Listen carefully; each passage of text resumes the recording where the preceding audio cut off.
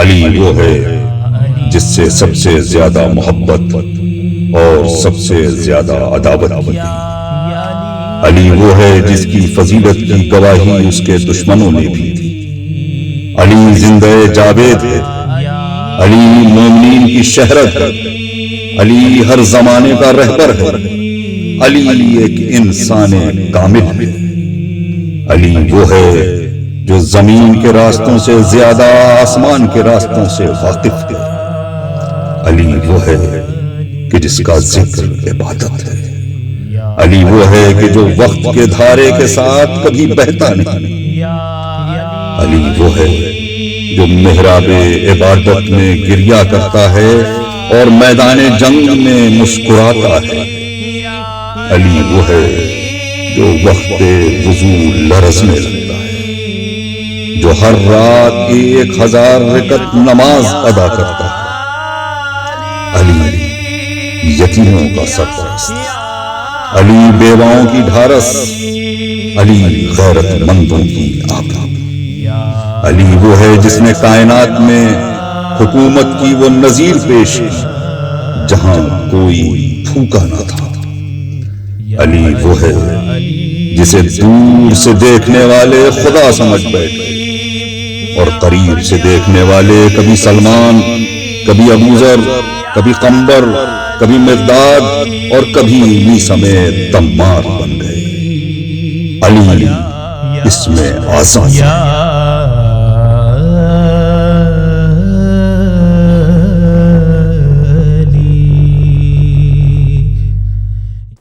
ناظرین السلام علیکم۔ ہم صراط مستقیم کی اس مسلسل سیریز کے ذریعے جو بھی آپ کی خدمت ممکن ہے وہ کر رہے ہیں۔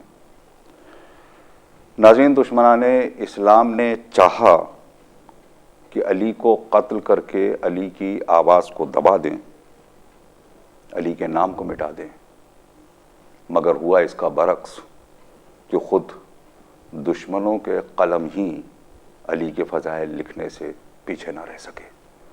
اور آج ہماری جو بھی اس خونی تاریخ میں موجود ہے وہ سب اہل بیت کے دشمنوں کے قلم سے ہی لکھا ہوا ہمارے بیچ آ سکا ہے۔ آج پھر ہمارے اور آپ کے درمیان موجود ہیں حجت الاسلام والمسلمین مولانا صبیح الحسین رضوی صاحب قبلہ۔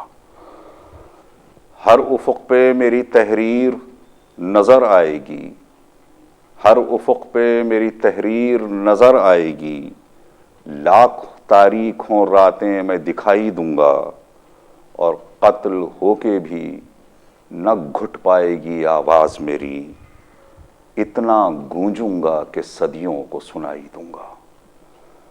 جناب السلام علیکم۔ کل آپ نے جو ذکر فرمایا تھا وہ مولا کائنات نے جو 25 برس خاموشی اختیار کی، جس کی مصلحتوں کو آپ نے بیان کیا تھا، آپ نے گوشہ نشینی اختیار کی، مگر ان 25 برسوں میں کوئی کارنامہ بھی آپ نے انجام دیا یا مکمل خاموشی برتی؟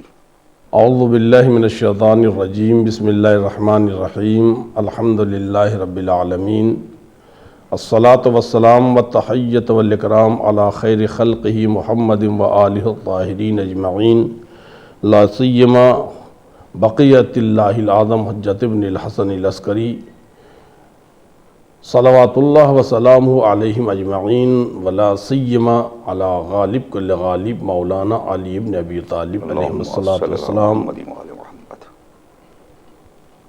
ولعنۃ اللہ علی اعدائہم اجمعین۔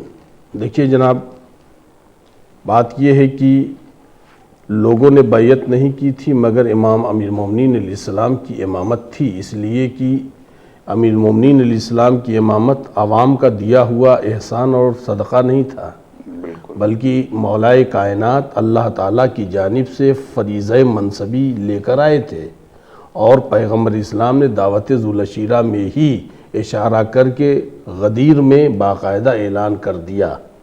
لہذا امیر المومنین علیہ السلام امام تھے، ان کو اپنا فریضہ منصبی انجام دینا تھا۔ تو جو فریضہ امام علیہ السلام نے اس زمانے میں محسوس کیا، اپنی 25 سالہ خاموشی کے زمانے میں وہ کام کیا۔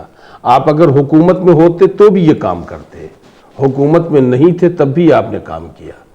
کرسی نہیں ہے، اقتدار نہیں ہے، مگر فریضہ تھوڑی امام علیہ الصلوۃ والسلام کا چلا گیا. سبحان اللہ. لہذا مولا کائنات علیہ الصلوۃ والسلام نے دیکھا کہ ہماری ذمہ داری کیا ہے، ہماری امامت اور فریضہ منصبی کیا ہے، ہماری امامت کی جو ذمہ داری ہے وہ ہم اسے انجام دیں. اور امام علیہ الصلوۃ والسلام نے اس 25 سالہ خاموش زندگی میں انجام دیا ہے. عموماً ہوتا یہ ہے کہ آدمی کو اگر اقتدار نہیں ملا، کرسی نہیں ملی ہے، تو اسی سوگ میں آدمی بیٹھا رہتا ہے، چلو یار کیا کام کرنا ہے، اس لیے کہ ہم کو تو لوگوں نے قبول ہی نہیں کیا. امیر المومنین علیہ الصلوۃ والسلام اپنی تمام تر صلاحیتوں کو امت کے حوالے کر کے یہ بتانا چاہتے ہیں کہ میں تمہارے رحم و کرم پر امام نہیں ہوں، بلکہ اللہ تعالیٰ کی جانب سے میں ذمہ دار بن کے آیا ہوں. لہٰذا 7-8 ایسے بڑے امور ہیں، اس کے علاوہ اور بھی ہیں جس کی طرف میں اشارہ کرنا چاہتا ہوں، اور تاریخ نے ان چیزوں کی طرف متوجہ کیا ہے. اس میں سے ایک کام تو امام علیہ الصلوۃ والسلام کا ہے کہ چونکہ مسلمان ابھی سب نئے نئے تھے، یہ سب کوئی حوض علمیہ کے پڑھے ہوئے مجتہد اور یہ کسی یعنی یونیورسٹی کے پڑھے ہوئے دانشور نہیں تھے، یہ سب کے سب ابھی اسلام سیکھ رہے تھے. لہذا ان کے ہاں سوالات جو اٹھتے تھے ان سوالوں کا جواب دینے والا پورے مدینے میں کوئی نہیں تھا. کیا کہنا ہے؟ پورے مدینے میں کوئی ان سوالوں کا جواب دینے والا نہیں تھا.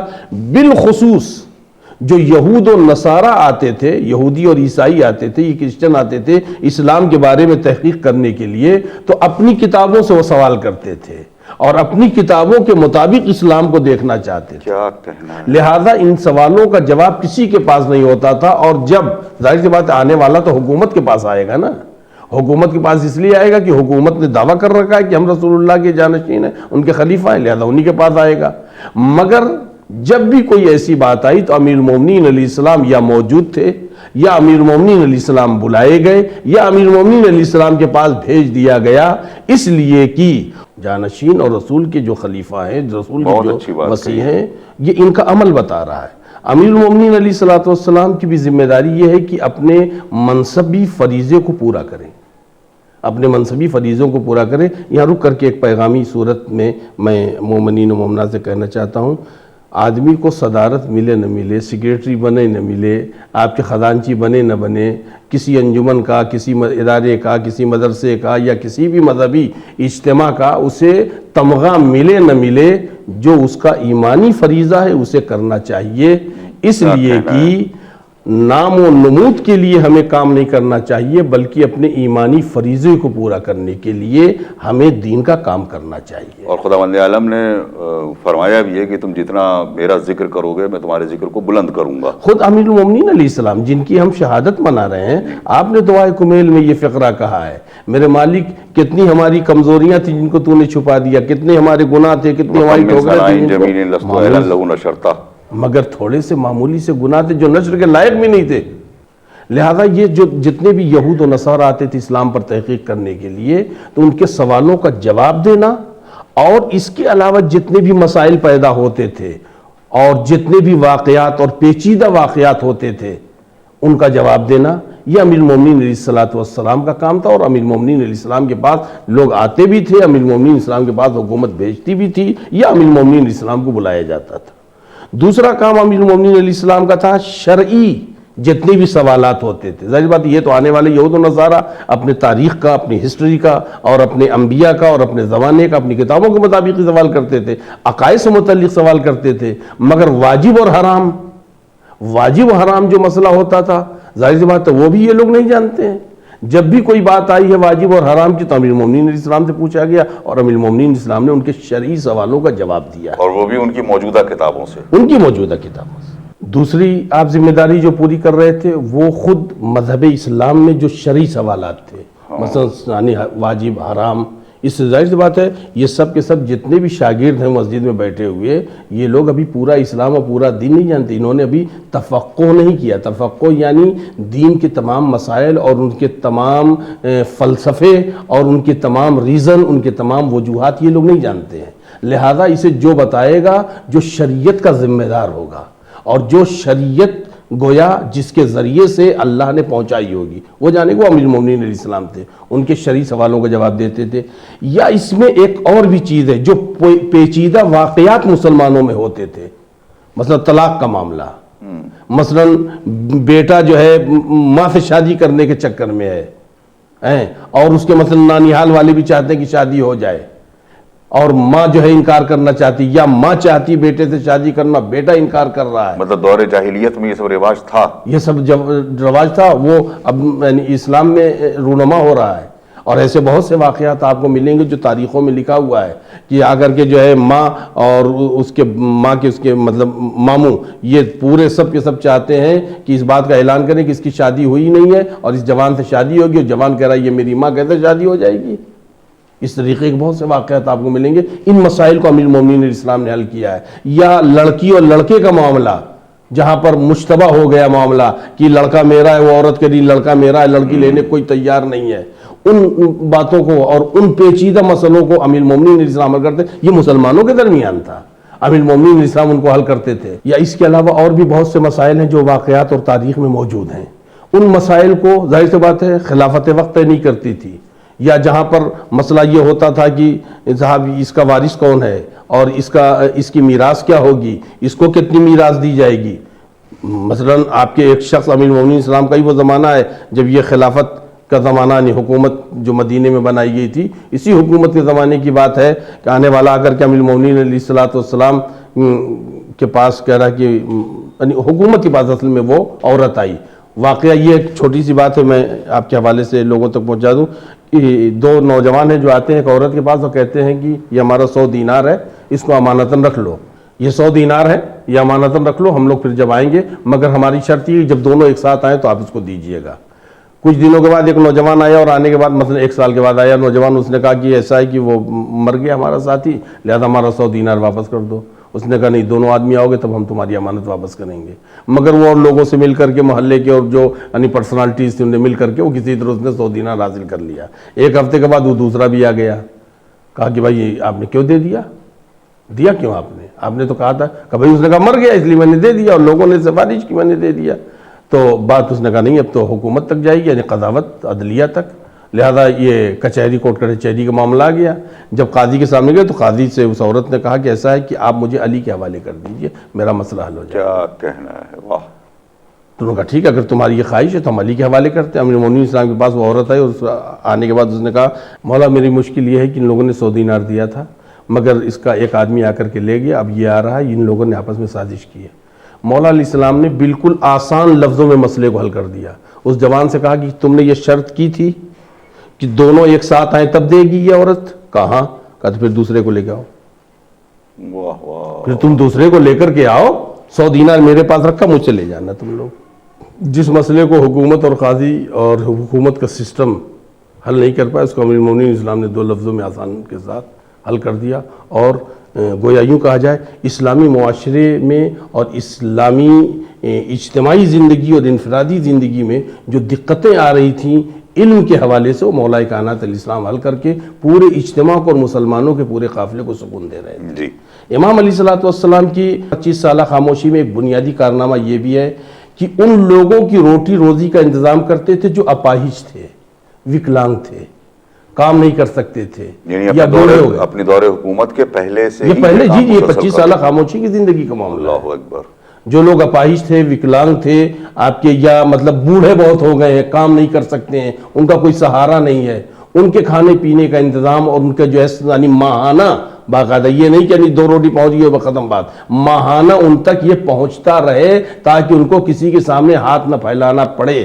یہ انتظام مولا کائنات علیہ السلام کرتے تھے. یہ امیر المومنین علیہ السلام انسانیت کے ناطے، اس لیے کہ منصب امامت کا فریضہ تھا، امام علیہ السلام انجام دے رہے تھے. آپ کے 25 سالہ خاموشی میں اور بھی جو بنیادی کاموں میں سے کام یہ ہے کہ جتنی وہ زمینیں بنجر پڑی تھیں، بنجر زمینیں جو اس زمانے کا قانون یہ تھا کہ مردہ زمین ہے، مردہ زمین کا مطلب بنجر ہے، کوئی اس کا مالک نہیں ہے، کوئی اس کا مالک نہیں ہے. ان زمینوں کو آپ کھیتی کے لائق اور باغ کے لائق بناتے تھے اور جن جن علاقوں میں باغات اور کھیتوں اور جنگلوں کو سینچائی کے لیے پانی کی ضرورت ہوتی تھی، وہاں پر آپ زمین سے پانی نکال کر کے باقاعدہ نہر ٹائپ کی ایک چیز بناتے تھے تاکہ پانی ہر جگہ باغات وغیرہ سیراب ہوتے رہیں، جنگلات سیراب ہوتے رہیں، کھیت باڑی جو ہے باقاعدہ ہوتی رہے۔ اس کے علاوہ امام علیہ الصلوۃ والسلام جگہ جگہ مسافرین کے لیے انتظام کرتے تھے کہ یہ راستہ مسافرین کا گزرتے ہیں تو ان کو راستے میں پانی کی ضرورت پڑ سکتی ہے، تو امام علیہ الصلوۃ والسلام کنویں اور چشمے وغیرہ کا انتظام کرتے تھے۔ یہاں تک کہ باغات آپ نے بہت سے لگا کر کے مسافرین کے لیے وقف کیا کہ مسافرین یہاں کے آرام کریں اور ان باغات میں سے جو کچھ اگر کھانا چاہیں تو وہ لے لیں، اپنا جو ہے توشہ سفر یہاں پر تھوڑا آرام کر سکیں سائے میں، اور کھجوریں وغیرہ اگر ان میں سے ہے موسم ہے تو لے سکیں، نہیں ہے تو جو باغ کی رکھوالی کر رہا ہے اس کے حوالے کیا ہے کہ یہاں سے مسافرین گزرے تو بھوکے نہ گزریں، ان کو اتنا دے دیا جائے کہ راستے میں بھی ان کے کام آئے۔ یہ انتظام امیر المومنین اسلام کرتے تھے۔ اس کے علاوہ امیر المومنین علیہ الصلوۃ والسلام کے انتظامات میں تھی وہ حکومت کے سیاسی مشکلات، حکومت کے سیاسی مشکلات، اس لیے کہ دوسری دور حکومت میں جنگیں بھی ہوئی ہیں، جس میں روم سے بھی جنگ ہوئی ہے، ایران سے بھی جنگ ہوئی ہے۔ اس میں امیر المومنین علیہ الصلوۃ والسلام ان جگہوں پر سیاسی مشورے دیتے تھے جہاں پر اسلامی کنٹری خطرے میں تھی، اسلامی مملکت جہاں خطرے میں آتی تھی، اور لوگ مولا دیکھتے تھے لوگ غلط مشورے دیتے ہیں تو یہ لوگ بھی بہرحال امیر المومنین صاحب کو بلاتے تھے آخری مشورہ لینے کے لیے۔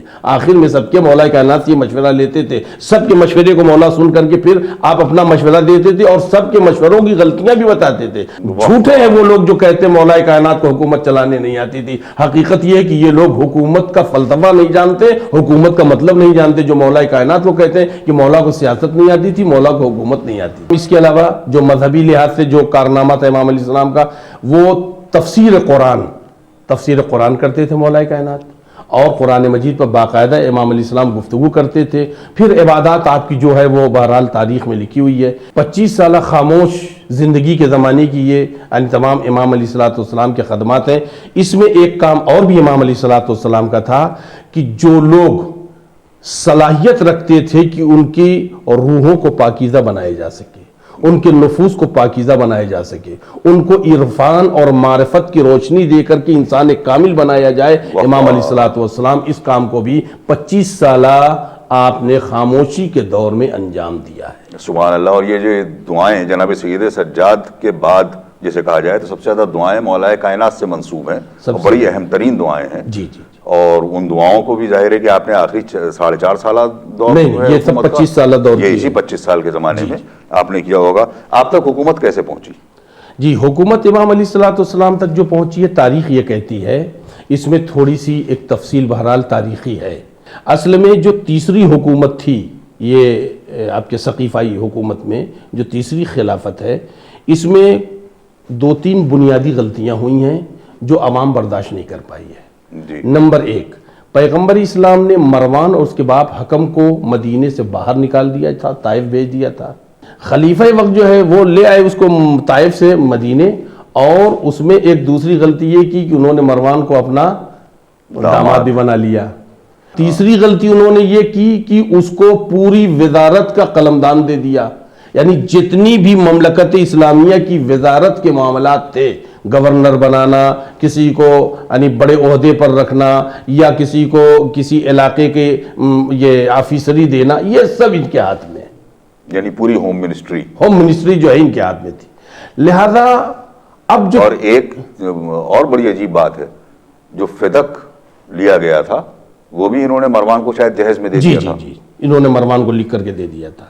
تو اس میں جو سب سے بڑی جو یہ غلطیاں تھیں، ان غلطیوں میں جس نے آگ کا کام کیا وہ یہ کہ جتنے بھی بڑی پوسٹیں تھیں ان تمام جگہوں پر بس اور بس بنی امیہ تھے، اور ان کا کام کیا تھا، مثلا ان کو اگر پتہ لگا کہ یہ فلاں گھر اچھا ہے اپنے قبضے میں کر لیا، نہیں اگر اس نے دیا، اگر شکایت وغیرہ کی تو اس کو الٹا حکومت کا مجرم و باغی بنا کر کے ہمیشہ کے لیے جیل میں ڈال دیا، اور معلومہ بیوی بچوں کو جو ہے لاوارث کر دیا۔ یہاں تک کہ ان کی نگاہیں ناموس پر بہت زیادہ ہوا کرتی تھی۔ یہ سب تاریخی یعنی حقیقتیں ہیں جن کے ہم جزیات کی طرف نہیں جانا چاہتے ہیں۔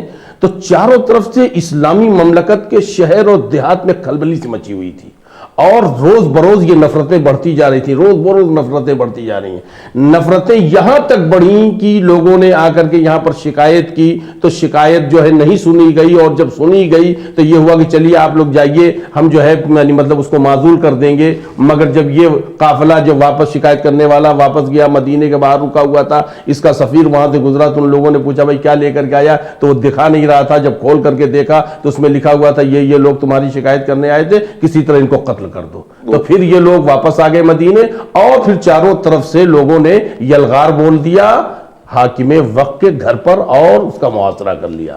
اور محاصرہ کر کے تقریباً 40-45 دن کا یہ محاصرہ تھا، اس میں ادھر ادھر لوگوں سے ملاقاتیں ہوتی رہیں۔ دوسری طرف ایک اور کام یہ ہوا، اس میں جتنی بھی شخصیات تھیں ان تمام شخصیات کا انہوں نے وظیفہ بند کر دیا تھا، حکومت نے وظیفہ بند کر دیا تھا۔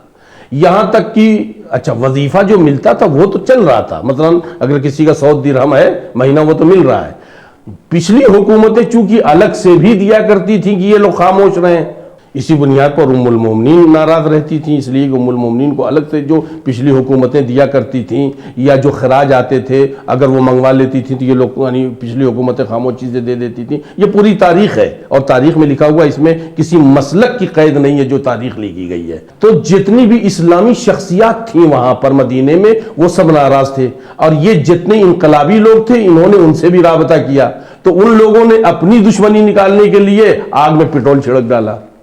اب جو پٹرول چھڑکا تو آخر وہ نوبت آئی کہ لوگ گھر میں گئے اور جا کر کے انہیں قتل کر دیا حاکم وقت کو۔ یہ پوری جتنے بھی انقلابی لوگ ہیں اور پورے مدینے والے اور جتنے بھی مسلمان وہاں رہتے ہیں سب کے سب مولا کائنات علی بن ابی طالب علیہ السلام کے دروازے پر۔ اس میں یہ بھی قابل غور ہے کہ چونکہ خلیفہ ثانی نے ایک کمیٹی بنائی تھی مجلس شورا کے نام سے کہ یہ لوگ آپس میں طے کریں گے کہ کون خلیفہ بنے گا، یہی 6 لوگوں میں سے کون خلیفہ بنے گا، تو جس کی طرف ووٹ زیادہ پڑے گا وہ خلیفہ بنے گا۔ لہذا امیر المومنین اسلام جو ہے تیسری خلافت کے وقت میں اس لیے نہیں بن پائی کہ امیر المومنین اسلام نے کہا تھا میں تو سنت رسول پر عمل کروں گا اور قرآن پر عمل کروں گا، تو ایک صاحب کو وہ اچھا نہیں لگا، وہ عبد الرحمن ابن عوف، انہوں نے یعنی یہ خلیفہ ثالث کی طرف ووٹ دے دیا، تو ان کی طرف ووٹ ایک زیادہ ہو گیا تو وہ بن گئے۔ اس وقت خلیفہ خود قتل کر دیے گئے ہیں اور عبد الرحمن ابن عوف مر چکے ہیں، تو سعد ابن وقاص جو ہے یہ اور یہ طلحہ اور زبیر یہ ہو گئے آپ کے 3 لوگ۔ چوتھے امیر المومنین اسلام تھے، وہ لوگ دیکھ رہے تھے کہ اگر ان کی بات ہم مان بھی لیں تو یہ جو پبلک ہے جو انقلابی لوگ ہیں یہ امیر المومنین اسلام کی عدالت سے متاثر ہیں۔ وہ حکومت جس میں صلاحیت نہیں تھی اور ظلم کا سورج اتنا گرم ہو چکا تھا کہ اسلامی مملکت کا ہر باشندہ پیاسا تھا عدالت کا، اور یہ محتاج تھا ایک ایسے عدالتی درخت کا جہاں پر کہ وہ سکون سے سانس لے سکے۔ اللہ، لہذا یہ سب کے سب امیر المومنین اسلام کے دروازے پر۔ اب امیر المومنین علیہ السلام نے اس میں جو فقر ارشاد فرمائے ہیں، امیر المومنین اسلام 3 جگہوں پر آپ کے الگ الگ بیانات ملتے ہیں مولا کے۔ مولا علیہ السلام نے فرمایا لوگ میری طرف بیعت کرنے کے لیے اس طرح ٹوٹ پڑے تھے جیسے پیاسے اونٹوں کا مالک اس کی رسی کو ڈھیلی کر دیتا ہے کہ وہ جا کر کے پانی پی لے۔ اب چونکہ سارے اونٹ جا رہے ہیں وہاں پانی پینے، تو ایک کے ایک بدن جو ہے رگڑ رہا ہے اور ایک پر ایک گر رہے تاکہ پانی تک پہنچ جائیں۔ اس طرح مسلمان میرے دروازے پر آئے تھے میری بیعت کرنے کے لیے۔ سبحان اللہ۔ مولا علیہ السلام نے ایک جگہ فرمایا ہے کہ لوگ میرے پاس اس طریقے سے آئے تھے، اس طرح سے ٹوٹ پڑے تھے۔ مولا نے اس میں کیا عجیب و غریب فقرہ کہا ہے، تم لوگ ہاتھ بڑھا رہے تھے بیعت کے لیے، میں اپنے ہاتھ کھینچ رہا تھا بیعت سے انکار کرنے کے لیے، اور قریب تھا کہ میرے حسن و حسین کو چل جاتے، میری آواز ہوش سے گر گئی اور میرے جوتے کا تسمہ ٹوٹ گیا، تم اس طرح مجھ پر یلغار کر رہے تھے بیعت کرنے کی۔ امام علیہ السلام نے فرمایا کہ میرے گرد لوگ جمع تھے جیسے بکری اور بھیڑ کسی چیز کے گرد جمع ہو جاتے ہیں، میں درمیان میں تھا، یہ سارے مسلمان میرے گرد جمع تھے اور میری بیعت کرنا چاہتے تھے، میں بیعت سے انکار کرنا چاہتا مگر حجت تمام ہو گئی۔ جب حجت تمام ہو گئی تو پھر مجھے خدا کا پیمان یاد آیا جو اللہ نے علماء سے پیمان لیا ہے کہ مظلوموں کی داد رسی کی جائے، ظالموں کے خلاف قیام کیا جائے۔ مظلوموں کو حقوق واپس لیے جائیں. اس لیے میں نے زمام حکومت کو سنبھالا، ورنہ پچھلی تاریخوں کی طرح میں اس وقت بھی چھوڑ دینا چاہتا تھا مہار خلافت کو، تاکہ لوگوں کو میں بتاؤں کہ تمہاری حکومت کی قیمت تو میری نظر میں بکری کی ناک سے نکلے ہوئے بلغم سے بھی کہیں زیادہ کم. اللہ اکبر. اس طریقے سے امام علیہ السلام تک یہ حکومت پہنچ. جیسے کہ عام طور سے حاکموں کا ایک طریقہ ہوتا ہے کہ جب ان کے پاس حکومت آتی ہے، اس کی باغ ڈور آتی ہے، تو وہ لوگ اپنے کچھ ایک منشور بناتے ہیں، یعنی ایک پروگرام بناتے ہیں کہ ہم اس پروگرام کے تحت اپنی حکومت چلائیں گے. آج کے زمانے میں وہ بانٹا بھی جاتا ہے لوگوں کو وہ منشور. مولا کائنات نے اپنی حکومت کرنے کے لیے کیا منشور بنایا تھا؟ امام علیہ السلام کی حکومت کا جو بنیادی ہدف تھا جی.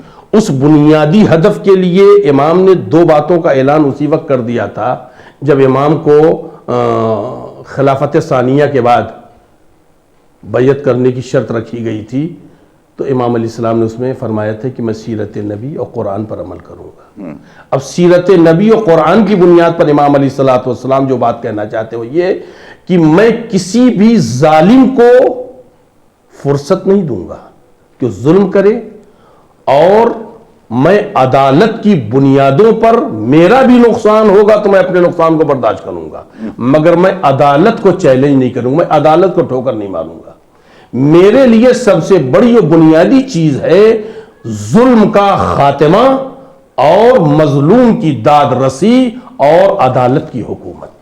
اللہ. عدالت کی صورت اسی لیے پیغمبر اسلام صلی اللہ علیہ وآلہ وسلم نے فرمایا ہے نا، آخر میں میرا جب قائم آئے گا تو پوری دنیا کو عدل و انصاف سے اسی طرح بھر دے گا جس طرح دنیا ظلم و عدوان سے بھری ہوگی. یہ زمین ظلم و عدوان سے بھری ہوگی، اسی طرح عدل سے بھر دے گا. تو اسلام کا بنیادی ہدف پوری دنیا میں زمین پر عدل ہی عدل ہو، کہیں پر ظلم کا نام و نشان نہ ہو. لہذا امیر المومنین علیہ السلام نے یہاں تک کہا ہے اگر کوئی پوری دنیا کی حکومت مجھے دے دے اور اس کے مقابلے میں کہے چونٹی کے منہ سے اس کا وہ ننھا سا دانا جو ایک معمولی سی گھاس ہے میں ظلمن چھین لوں تو میں کائنات کو ٹھوکر مار سکتا ہوں، مگر اس چونٹی پر میں ظلم نہیں کروں. اللہ.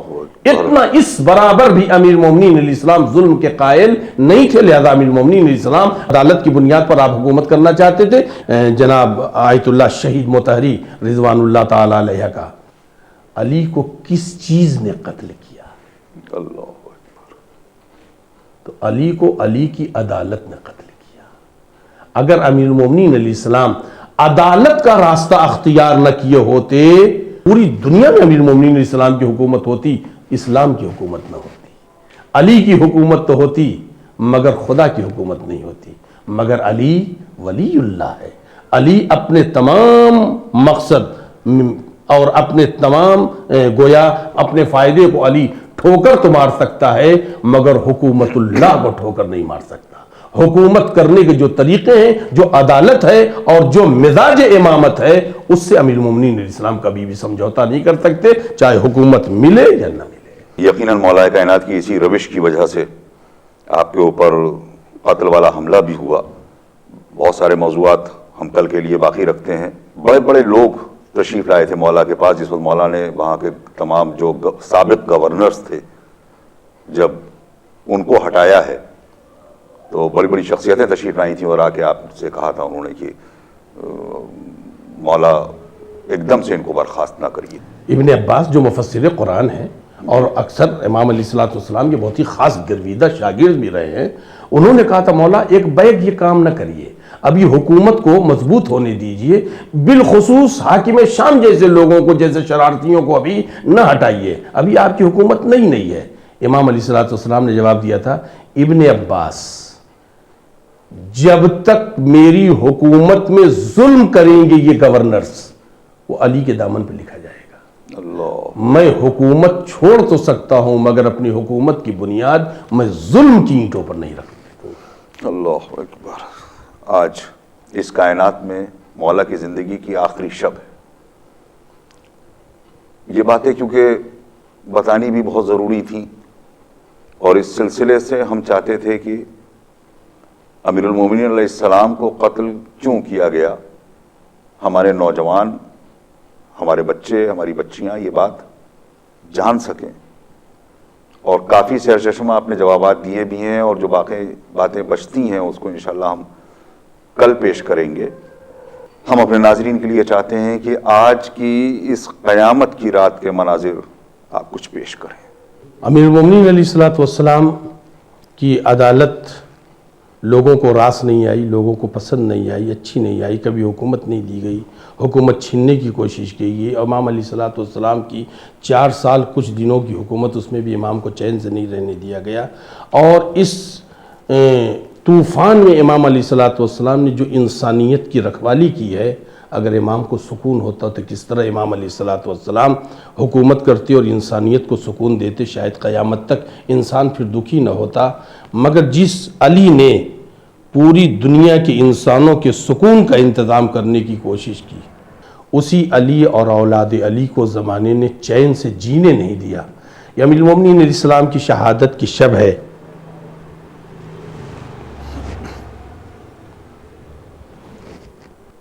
اور ملائکہ ماتم کر رہے ہیں، اجنہ رو رہے ہیں. جناب امیر المومنین علیہ الصلوۃ والسلام کے صحت و سلامتی کی کوشش کی جا رہی ہے. طبیب بھی بلایا گیا، امام حسن علیہ السلام نے طبیب بلایا.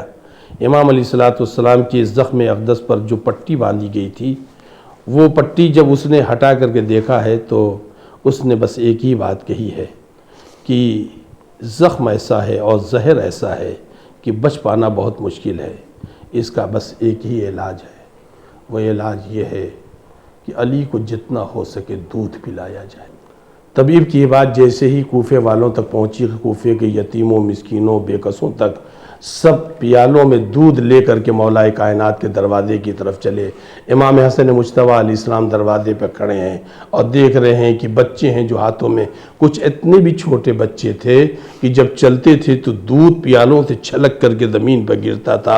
امام حسن مجتبیٰ علیہ السلام نے فرمایا یہ دودھ کیسا لے کر کے آ رہے ہو؟ کہا طبیب نے کہا ہے آقا کو جتنا دودھ پلایا جائے گا اتنا ہی زہر کا اثر کم ہوگا. عزادارو یہ کوفہ ہے، یہاں پہ طبیب نے کہا تھا علی کو دودھ پلایا جائے، مگر کربلا میں حسین کہہ رہا تھا انہی کوفیوں سے ارے یہ میرے 6 مہینے کا بچہ ہے جس کی ماں کا دودھ خشک ہو گیا ہے، اسے 2 قطرے پانی پلا دو. مگر کوئی فریاد رس نہ تھا.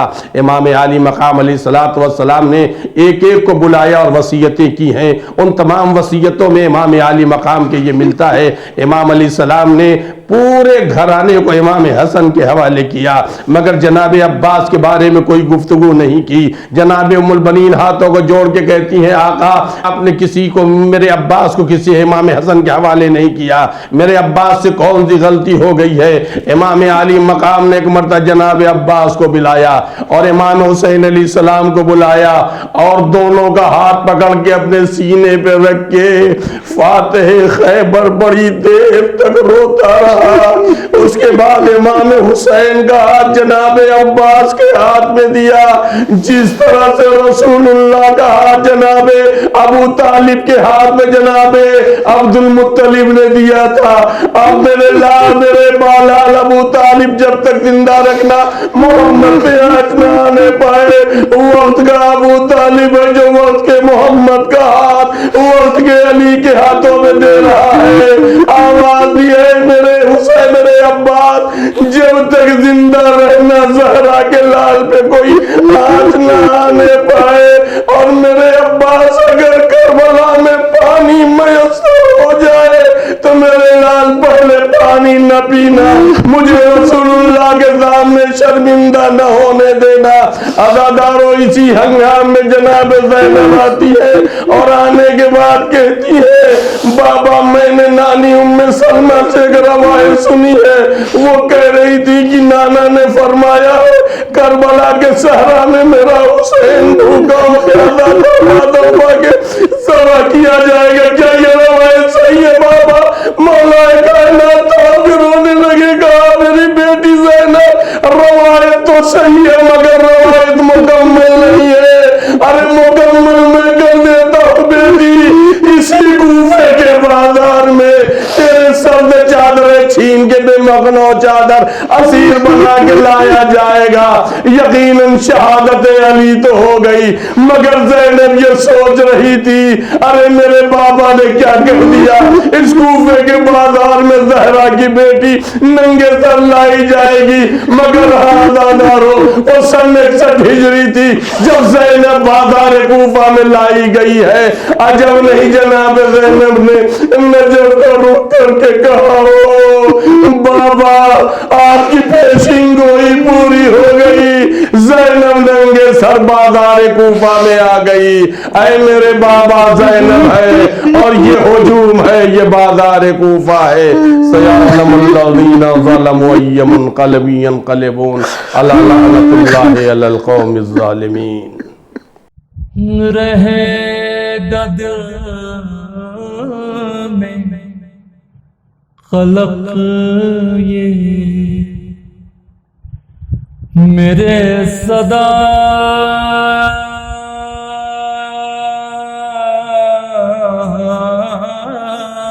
کا، رہے گا دل میں خلق یہ میرے صدا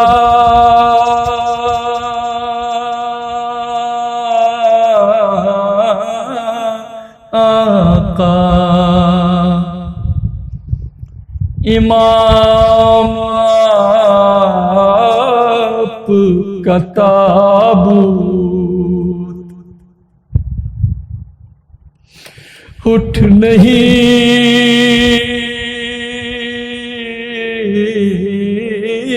پایا، امام آپ کا تابوت اٹھ نہیں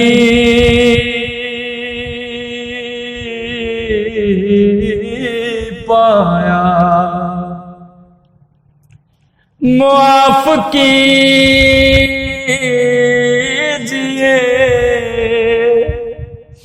ہم سب کو وارث مد، نہ جانے کون سی ہم سے خطا ہوئی سرزاد، دعا ہے آئے نہ پھر زندگی میں دل ایسا، امام آپ کا تابوت اٹھ نہیں پایا۔ دوبالا کا یہ غم ہے قلب معامل میں، عجیب کیف کا عالم ہے قلب مومن میں، دلوں میں ہو سی اٹھتی ہے، ہائے ویلا، امام آپ کا تابوت اٹھ نہیں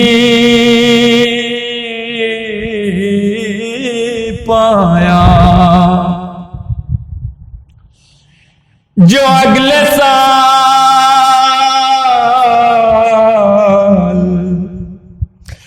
رہے گا وہ غم ملائے گا،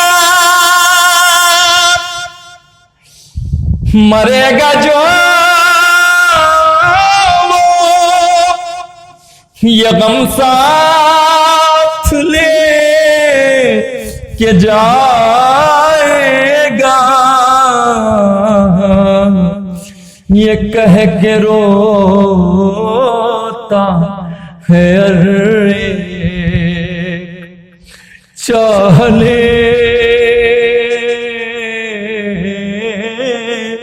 والا۔ امام آپ کا تابوت اٹھ نہیں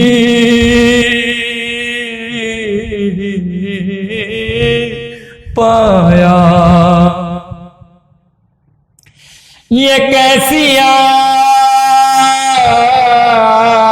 آئی ہے 21ویں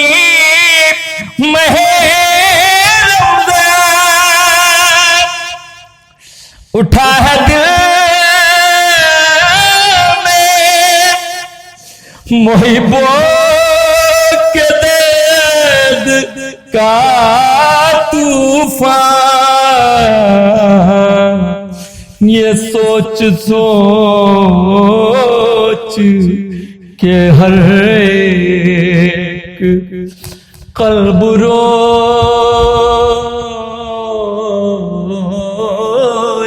گا۔ امام آپ کا تابوت اٹھ نہیں پایا، نظر میں پھیرتا ہے تابوت کا ہر ایک منظر، رہے گا بوجھ یہ مولا یہ قلب مومن پر، یہ کیسا سال ہے مولا، یہ وقت ہے کیسا، امام آپ کا تابوت اٹھ نہیں پایا۔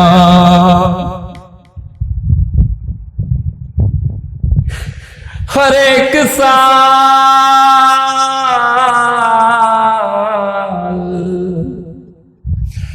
بڑی شان سے اٹھاتے تھے امام آپ کا، ہم لوگ غم ملاتے تھے، ہر ایک سمت ہے چھایا عجیب سناٹا،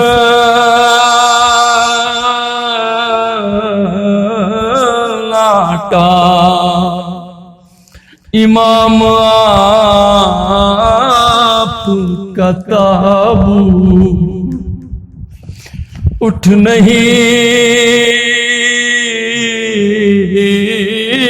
پایا، امام آپ کا تابوت اٹھ نہیں پایا، ہمیں یہ صدمہ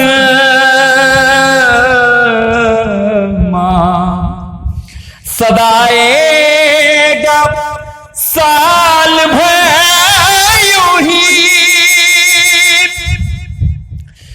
رہیں گے ہجر میں ڈوبے دلوں نظر यूं ही कलम भी रो दिया असगर ने जिस घड़ी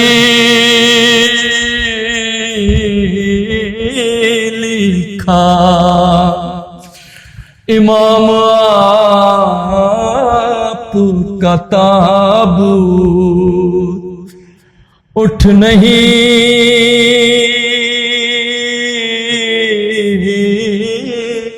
पाया। ये तारीख शब एक क़यामत की सहर का पेश खेमा है। ये हक पसंदों की यतीमी की शब है। मोहम्मद हनफिया, हसनैन, ज़ैनब उम्मे कुलसूम और अब्बास की यतीमी की शब है। तमाम बनी हाशिम अपनी आंखों के सामने बेबसी के साथ अपनी उजड़ती हुई कायनात देखेंगे।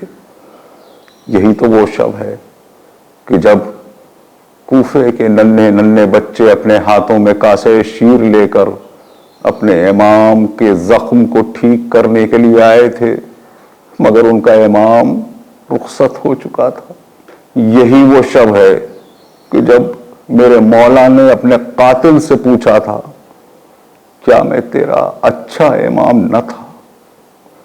नाजरीन, इन हालात में हम मौला का गम न मना सके। न जाने किस वबा ने हमारे मुल्क को, पूरी कायनात को अपने चुंगल में ले लिया।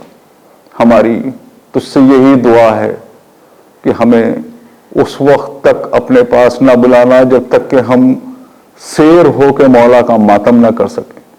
आपके लाल मजलूम करबला को हम उसी तरह रोना चाहते हैं जब तक जिंदा रहें जैसे हम हमेशा रोते आए हैं। नाजरीन, आज हम आपसे फिर यहीं रुखसत होते हैं और कल इंशाअल्लाह मौला की ज़िंदगी पर जो कुछ गोशे रह गए हैं और बहुत अहम गोशे हैं, उनके साथ हम आपकी खिदमत में हाजिर होंगे। खुदा हाफिज़ व नासिर। वस्सलामु अलैकुम रहमतुल्लाहि व बरकातुहू।